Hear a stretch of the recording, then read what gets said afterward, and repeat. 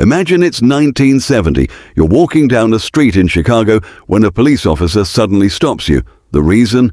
You have a visible physical disability, and according to an old city law, simply appearing unsightly in public could get you arrested. Sounds unbelievable, right? But it happened. For roughly 107 years, laws existed in multiple American cities that criminalized people for having visible physical disabilities, deformities, illnesses, or simply for looking unsightly. They became known as the ugly laws. Today we're going to uncover how these laws began, who they targeted, why ordinary people accepted them, and how laws like these survived into the modern era, some lasting all the way into the 1970s, and stay until the end, because the final chapter of this story is almost impossible to believe. Let's go back to 1867, San Francisco.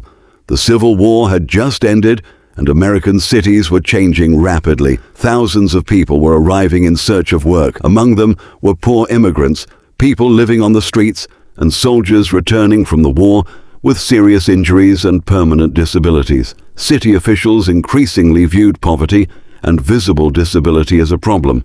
They believed that people who looked sick, disabled, or physically different made the streets appear disorderly and damaged the image of the city. So San Francisco passed an ordinance targeting people considered unsightly. The law essentially prohibited people with certain visible diseases, deformities, or disabilities from appearing in public in a way authorities considered offensive. Think about what that meant. A person with a visible disability could potentially be punished simply for being outside. A war veteran with a permanent injury could be treated as a public nuisance. A person with a severe skin condition could be forced off the streets, and a poor person who had no choice but to beg for money could be arrested. The crime wasn't necessarily something they had done, it was how they looked, and this was only the beginning. San Francisco wasn't alone for long. Other American cities began adopting similar ordinances. In 1881, Chicago passed one of its own. The law was presented as a way to deal with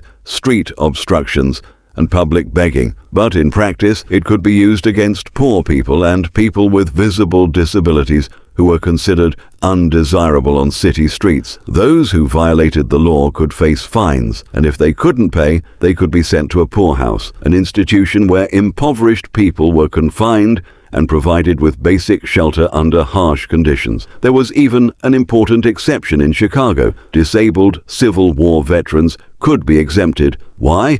Because punishing wounded veterans could have created serious public backlash, but many other disabled people didn't receive the same protection, and the idea continued spreading. Cities including Denver, Lincoln, Omaha, and Columbus adopted similar laws or ordinances. By the late 19th century, this type of legislation had appeared across multiple parts of the country. Economic crises made the situation even worse. When unemployment and poverty increased, more people ended up on the streets. And instead of addressing poverty, housing, disability, and unemployment, some city governments chose another solution: make the people themselves disappear from public view. But here's the question: why didn't more people fight back? Why would a society accept a law that could punish someone simply because of a physical disability? Part of the answer lies in the attitudes of the time. Newspapers and city officials often presented these laws as measures designed to protect the public. Some newspapers described people begging on the streets in deeply dehumanizing language. The argument was that removing visibly poor, sick, or disabled people would make cities cleaner, safer, and more respectable. There was also a bizarre belief that seeing physical disability or disease could negatively affect the psychological well-being of healthy people. In other words, disability was treated as something that needed to be hidden. But there was another factor. During the late 19th century, American cities were experiencing massive immigration and rapid urban growth. Large numbers of poor and unfamiliar people were arriving in crowded neighborhoods. To many members of the upper and middle classes, poverty, disability, begging, and immigration became tangled together in their minds, and laws like these gave authorities a way to push people they considered undesirable out of public spaces. But the hypocrisy was extraordinary. People with physical differences could be arrested for appearing on a city sidewalk. Yet at the same time, Americans paid money to see people with unusual bodies displayed in freak shows and traveling exhibitions. On the street, a problem. Inside a ticketed attraction, entertainment. That contradiction tells us something important about the society that created these laws. The issue wasn't simply disability, it was about who was allowed to be visible and who wasn't. These laws weren't just words sitting inside old legal books, they were enforced. Police officers could patrol public streets and decide whether someone appeared unsightly enough to violate the law. And that created a terrifying problem. The language itself was often incredibly vague. Words such as unsightly or descriptions of people considered offensive or disgusting could leave enormous room for interpretation. There wasn't always a clear scientific or legal definition. So who decided what was unacceptable? Often, the authorities.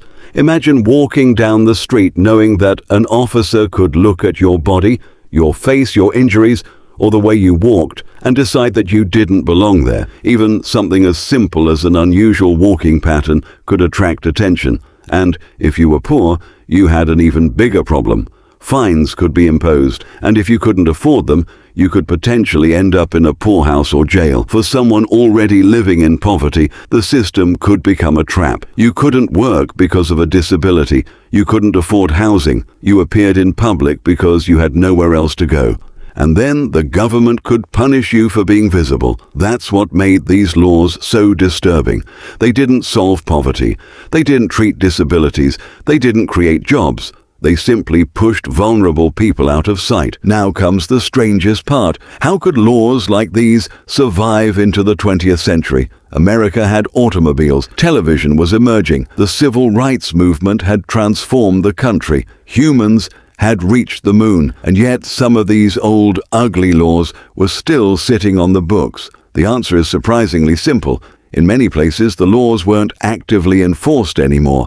They had become forgotten. Officials stopped using them. Police rarely relied on them, but nobody necessarily bothered to remove them from the law books, so they remained quietly sitting there, waiting. Then came 1974. In Omaha, Nebraska, an arrest under an old ordinance brought one of these forgotten laws back into the public spotlight. People were shocked, not only because someone had been arrested under such an outdated law, but because the law was apparently still there. The story helped expose just how long these discriminatory ordinances had survived, and as disability rights activism gained strength across America, communities and lawmakers increasingly began challenging these old ideas. The era of the ugly laws was finally coming to an end. A legal mindset that had once treated disability as something shameful and dangerous was increasingly being rejected. But the story doesn't end with the repeal of these laws,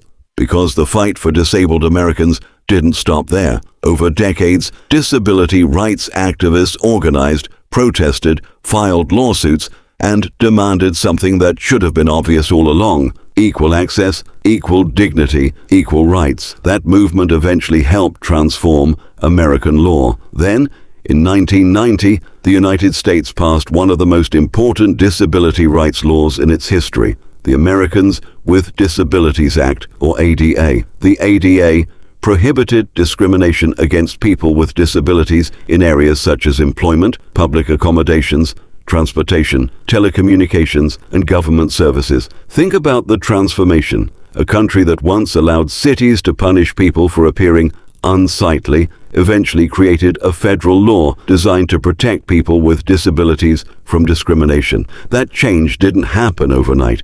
It took generations, and it came because people challenged the idea that disability should be hidden. The history of the ugly laws is therefore more than a story about an old law. It's a story about how society defines who belongs in public, and it's a reminder that laws can reflect the prejudices of their time, and that changing those laws often requires people willing to challenge those prejudices. So that was the story of America's forgotten, ugly laws. For more than a century, some American cities maintained laws that could be used to remove people with visible disabilities, diseases, deformities, or extreme poverty from public spaces. From the first known laws in the 19th century to the final remnants disappearing in the 20th century, the story spans more than 100 years. And perhaps the most disturbing question isn't simply, how could America have laws like this? The bigger question is, what forms of discrimination exist today that future generations might look back on and find just as shocking? What do you think? Are there still forms of discrimination in modern society that we don't notice because they've become normal? Let me know your thoughts in the comments. And if you found this story fascinating, hit like, subscribe to the channel, and turn on notifications, because there are still countless forgotten chapters of American history, stories that sound impossible until you discover that they're true. I'll see you in the next episode.